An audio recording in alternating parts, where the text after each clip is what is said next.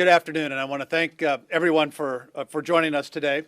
This afternoon, I'm pleased to be joined by Greg Cox, who is the chairman of the County Board of Supervisors, Jerry Sanders, who is president and CEO of the San Diego Regional Chamber of Commerce, and by video, Nakia Clark, who is vice president of the San Diego Regional Economic Development Corporation. Before I start, a reminder and thank you to San Diegans. Thank you for continuing to do what you are doing, flattening the curve. And as we heard the county update a little bit earlier today, the positive results that we're seeing is incredibly important. We need to continue this current posture. So thank you. With everybody's help, you are saving lives. You're saving lives, and it's working. Today, I'd like to provide a couple of updates in a couple of different areas. First, the creation of a regional advisory group to get our economy running again and to get people back to work. Second, an update on our homeless efforts. Third, a few comments about ComicCon's announcement today. And lastly, of course, I will be highlighting the work that San Diegans are doing to help all of us in this great time of need. But topic number one, we've tackled a lot this week, of course, about COVID-19 and the toll that it has taken on our communities, our family, and our economy. It's halted tourism, it has shuttered our businesses, and it's really continued to test our resolve. But it's not always going to be like this. Again, because of the efforts that we are doing and the sacrifices that San Diegans have made on helping to flatten that curve to get us on the other side sooner. We know that health orders at one point will be lifted.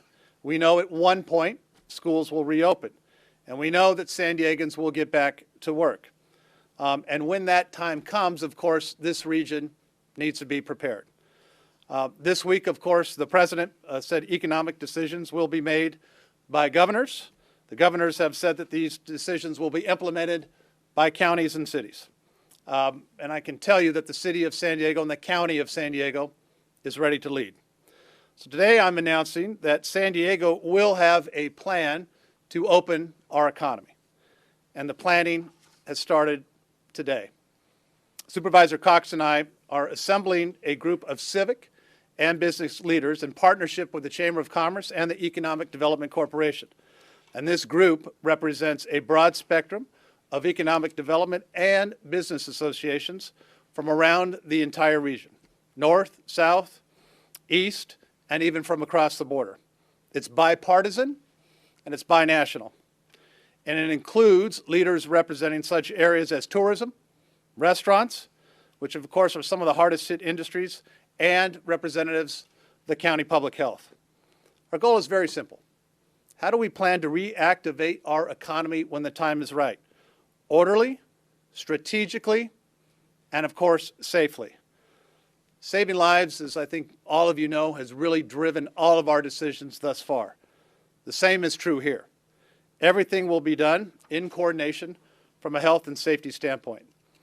And over the coming weeks, this group is going to meet regularly to create strategies to effectively reopen all of the industries that have been affected by COVID-19, to use the stimulus funding effectively, to develop new programs that we need to, both local, state, or federal, and to create partnerships, of course, that deliver economic relief initiatives that will absolutely need to continue.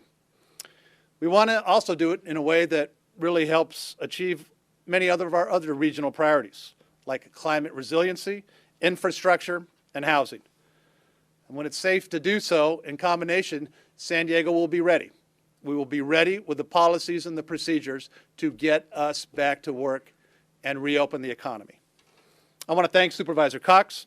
I want to thank Jerry Sanders, the regional EDC, and Nakia from the EDC for all of their hard work and dedication. This is a group that is ready to go. The planning, as I said, has already been started. And it's now my pleasure to introduce Chairman of the Board of Supervisors, Greg Cox. Greg?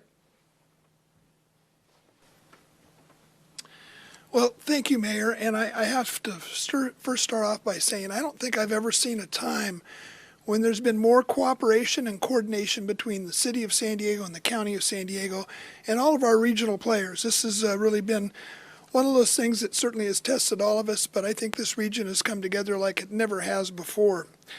We, as a region, have come together to fight and to respond to this crisis, and that's how we will succeed.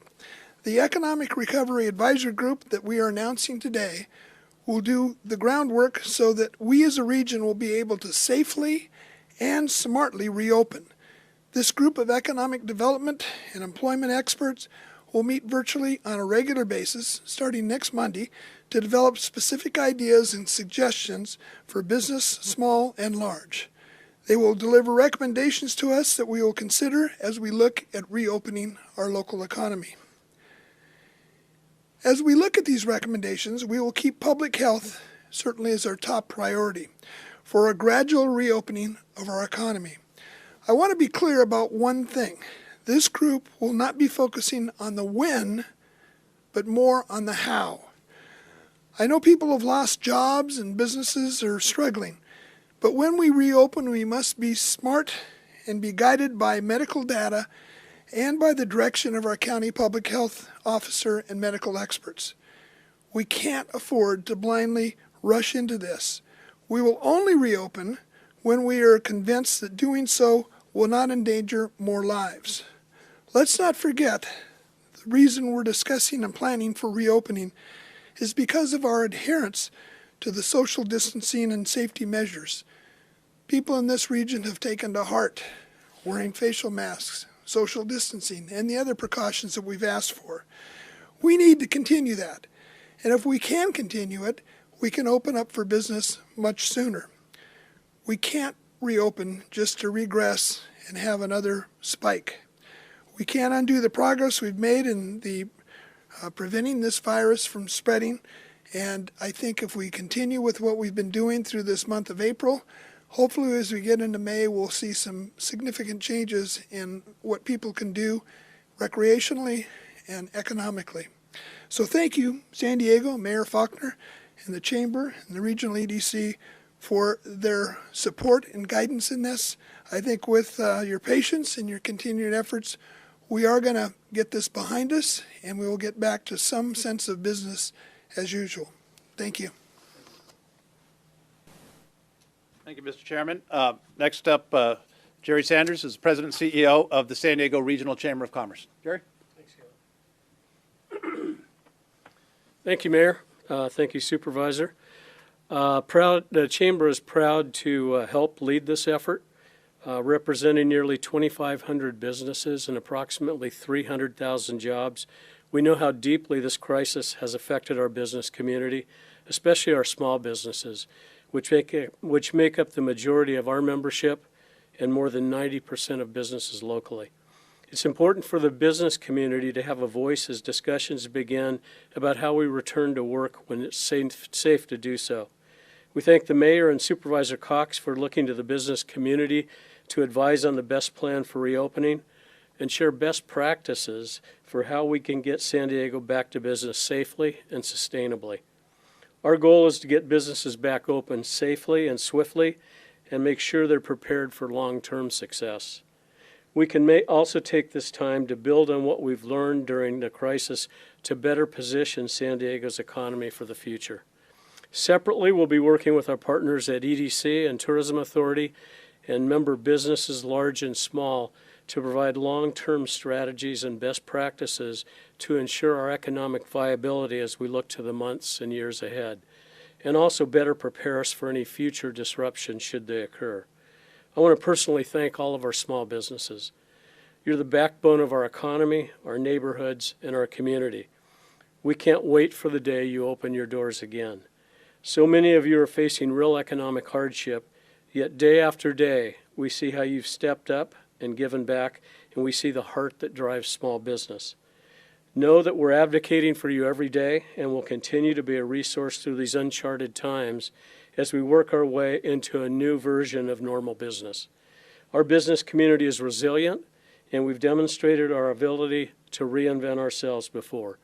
There's no doubt we can do it again and come back stronger than with an economy that we can all be proud to be a part of. Thank you. Thank you, Jerry. And now by video, I'd like to welcome Vice President of the Regional Economic Development Corporation, Nakia Clark, who will also say a few words. Nakia, thank you for joining us. Thank you, Mr. Mayor. And I am joining you via video today because we at EDC have taken a stay-at-home pledge. But I'm really proud to virtually stand with Mayor Faulconer, with Supervisor Cox, with Jerry Sanders, and with so many others to talk about what's at stake for our economy in this moment and how we work together to recover and rebuild once this health crisis is contained.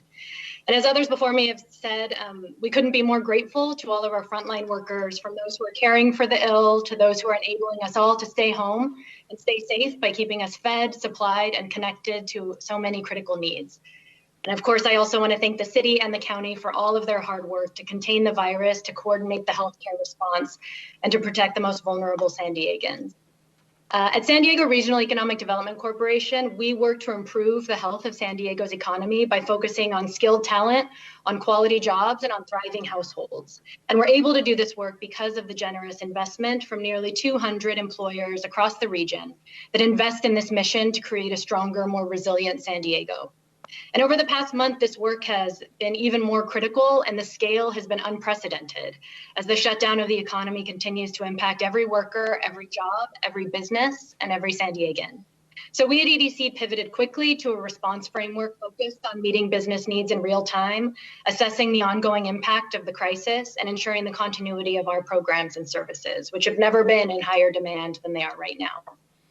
And over the last few weeks, we've worked with nearly 400 companies, most of them small businesses across every industry from every corner of our county. And to put that in perspective, it's more than double the number of company projects that our team normally completes in a year. And it also comes nowhere near meeting the current need. We've worked in partnership with the SBA and our regional SBDC to launch a pop-up small business development center to provide direct access to services and financing. And through those efforts, we've heard too many harrowing stories of layoffs, as well as heartwarming stories of companies ready to pitch in and produce critical supplies and join the fight. Together with our partners at the Chamber, we also launched a survey to assess the impacts on business in real time. And not surprisingly, the more than 700 companies that responded indicated that the impacts of this shutdown are immediate, they're concentrated in particular industries, they're severe, and they hit small business and low-wage workers the hardest. More than 86% of businesses anticipated significant revenue declines, with disproportionate impacts for businesses reporting under $1 million in revenue. So to Jerry's point, we know that small businesses are the backbone of this economy, and they're the ones hardest hit in this moment. So for all of us, the priority over the last month has been economic survival, ensuring businesses and their employees have a lifeline while the public health effort continues. And that work is by no means over, as our team can attest to while they meet day in and day out with businesses who are facing harsh realities and impossible decisions. And they're also asking what comes next. So as we continue that important work, we also, with our partners, are beginning to look to the future, to creating a collaborative and thoughtful framework so that when the time is right, San Diego businesses have the tools they need to recover and ultimately to thrive. So there is a lot we don't know right now, but that is the work of this task force in the coming weeks, to create a roadmap that gets San Diegans back in business safely, thoughtfully, collaboratively, when the time is right. And for many of us at EDC, it will be the most important work we ever do. So I want to end by saying this: San Diego's no stranger to reinventing itself, to adapting and revitalizing as the economy around it shifts, as Jerry Sanders just said. We're really good at that. And yet, as San Diego rebounded from the Great Recession a decade ago, our innovation economy made us more prosperous than many parts of the country, but it also widened economic disparities in ways that threatened our competitiveness and our resilience. And we're seeing that today, and it's important to remember today. So like every economic crisis before it, the impacts of this one disproportionately affect the parts of our community that have been disconnected from drivers of growth and prosperity. And so the stakes could not be higher that we get this recovery right, that we rebuild an economy that's even more resilient than before because prosperity reaches more people. So we'll have to ask ourselves some tough questions, and we'll have to make some difficult choices, but the building blocks of a strong economy remain the same. Skilled talent from every corner of our county, quality jobs, most of them in small businesses, and thriving households. And so we can do this work. We'll need to build a broad, diverse coalition to do it well, and that's what Mayor Faulconer and Supervisor Cox have asked us to do. So until we are back in business, please stay home and stay safe. Thank you. Yeah, thank you. Thank you very much. Thank you for the work that you're doing, and everybody who's going to be a part of this coalition with the same goal. How do we get our economy up and running as efficiently and as safely as possible? More to come on that next week. Let me jump in now to topic number 2, an update on our homeless and safe parking programs. Yesterday, we began the free COVID-19 testing of homeless individuals and staff and volunteers at the convention center. This was, as I talked a little bit about yesterday, really a preemptive move to help prevent the spread of COVID-19. 53 tests were conducted yesterday. We had 0 positive tests. 34 were negative and 19 are pending. And as a reminder, the health is monitored at the convention center on a daily basis. Anyone with symptoms is removed and isolated. But just like the general population, it is very possible that there are those who may have COVID-19 and exhibit no symptoms. And this is what this testing is all about, finding asymptomatic individuals to help contain the spread. If there will be immediate action, if anyone is positive, they will be isolated and treated. As you know, testing of asymptomatic individuals is not required, but this is all about going above and beyond for this very vulnerable population. A couple of numbers. We have about 906 individuals as of this morning for our 3 various providers that are doing a great job, and outreach continues on a daily basis. An update on our safe parking program.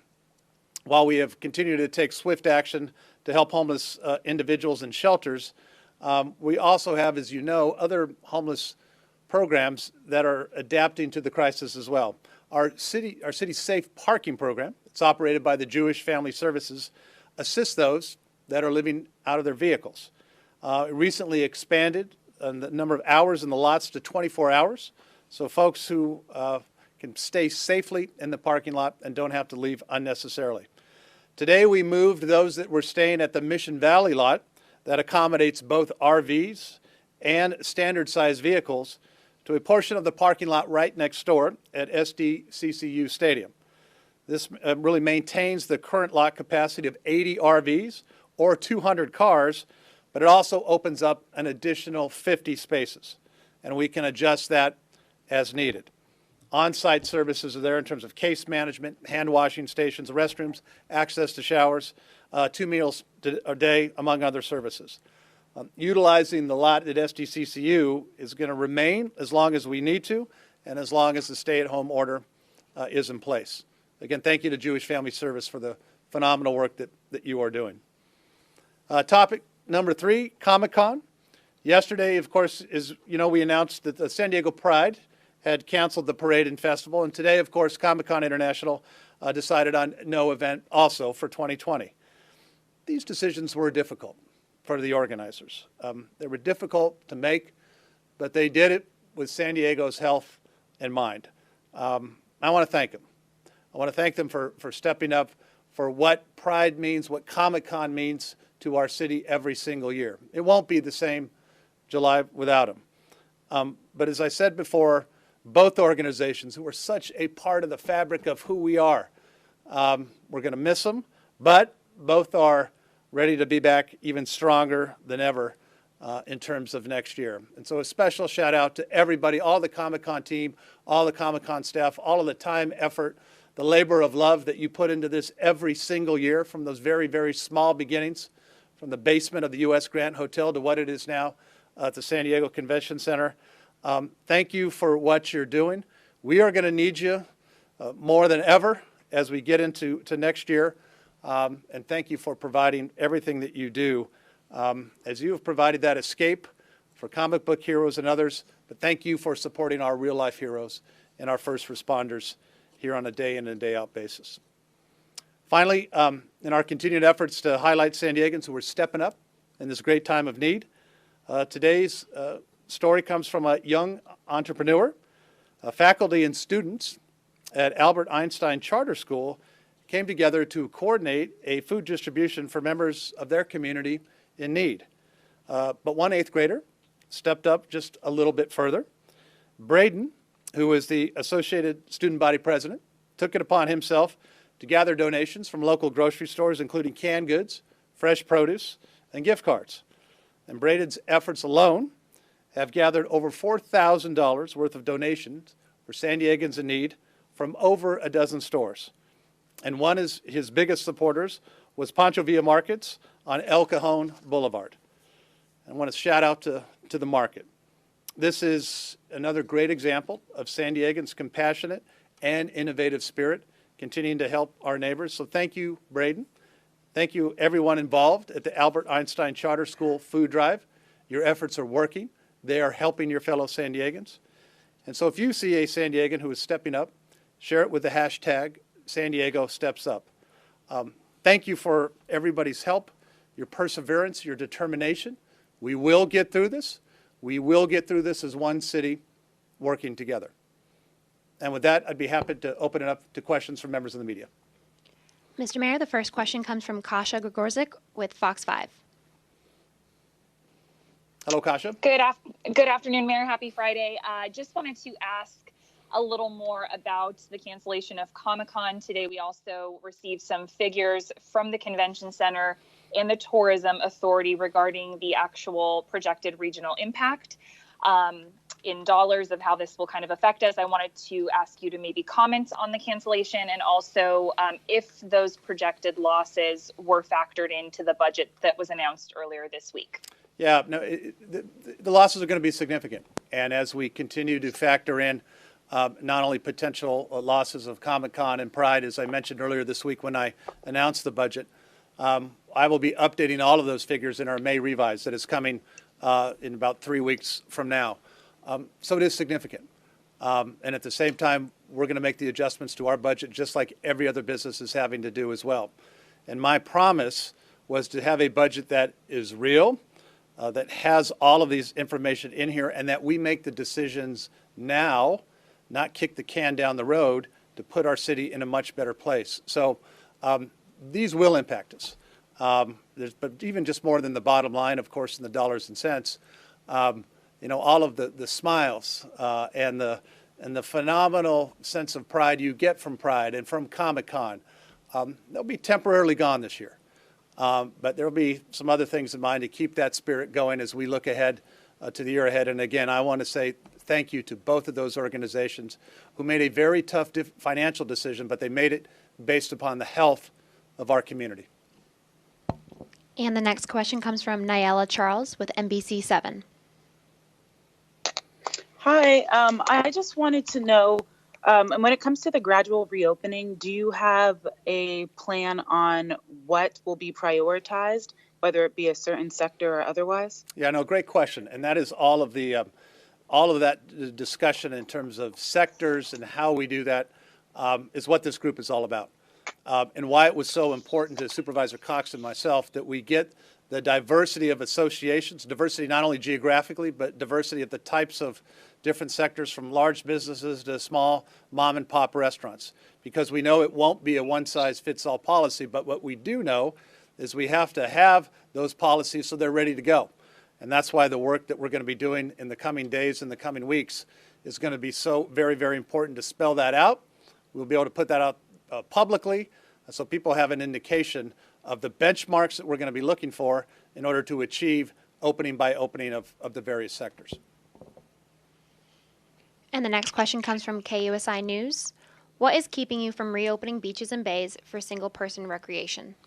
I've given a lot of thought to the issue of public spaces. As well, we're talking a lot today about opening up the economy. But just today, I spent an hour with our City Parks and Rec Department, lifeguards, fire rescue, police department, looking at parks, recreation, beaches, just like we're looking at the business sector, to be able to open those back up in a way that makes sense in a phased and gradual approach. And I'll be announcing more on that next week. And another question from KUSI. Streets and sidewalks around areas of recreation are crowded with people and their dogs. Why is this prudent when the beach or the bay is empty? Yeah, similar question, and I think it really gets back to how we can open up, particularly some of our neighborhood parks and other areas, and do it so safely without giving back all the gains and the progress that we've made. Because San Diegans have really sacrificed. And it's been tough. It's been difficult. And so as we are looking at turning the dial to open up those public spaces, as I said, and we're going to do it in a way that protects health, but also recognizes that being outside, exercise, enjoyment is incredibly important. And so San Diegans have done all of that work to flatten that curve. We want to make sure it stays flattened, but we also allow the opportunities to get back into some of these public spaces. And as I said, more information on that next week. And the next question is from Kogo News. How severe will the impact be with the cancellation of ComicCon, and with still no assurance of a plan to expand the convention center? Are you concerned that this could have an effect on the long-term future of ComicCon? ComicCon said very clearly today they're back next year. ComicCon is part of the heart and soul of who we are. And so, again, there's no doubt in my mind that when ComicCon returns, it's going to be bigger and better than ever. And so, as we look forward to not just ComicCon, but getting, as I said, across that curve, we rely on so many great events, so many great conventions, and it's in all of our interests to get those all back as soon and as safely as possible, because the real effects, both on just us as people, as I said, and kind of how we feel, but also the bottom line impacts are ones that are very, very real. So we are all in this together. Why we are doing the economic opening group, of course, county-wide, is because all of these things impact every single city. This just isn't the city of San Diego. So we're going to do it strategically, as I said, efficiently, and be ready to go. And last question also comes from Kogo News. Can you explain why some residents may think the city's drinking water supply would not be safe? No, our drinking supply water is extremely safe, and I'll tell you what, I had the opportunity to go out to the Alvarado treatment plant earlier today to thank our city employees. We talk a lot about essential first responders, public safety, and gets a lot of deserved credit. But I wanted to go out today to our water treatment plant operators and to tell those folks out there how important they are to keeping our city operating, to keeping the drinking water flowing, so when you turn on that faucet. We've got phenomenal city employees that are doing a great job making sure everything is safe, including our water supply, and can't say enough about the folks that maybe you don't hear enough about every week when we're out here talking, but the folks that are keeping the water on, our sewer folks and our wastewater treatment plants, our trash pickup drivers that are doing a phenomenal job every single day. That's part of keeping our city operating, keeping us safe. We're darn proud of them. Those are all of the services that we are focusing on in the budget, even though we are making some of the reductions. And I can't say enough about our city employee workforce for keeping us safe and healthy during this crisis. With that, that's our last question. Thank you. I want to wish everybody a good weekend. Stay home with all of the orders that are still in place. We're doing a good job. As you can see, changes are on the horizon. We're going to do it safe. We're going to do it effectively with one goal. Let's keep everybody healthy. Thank you very much. Thank you, Greg.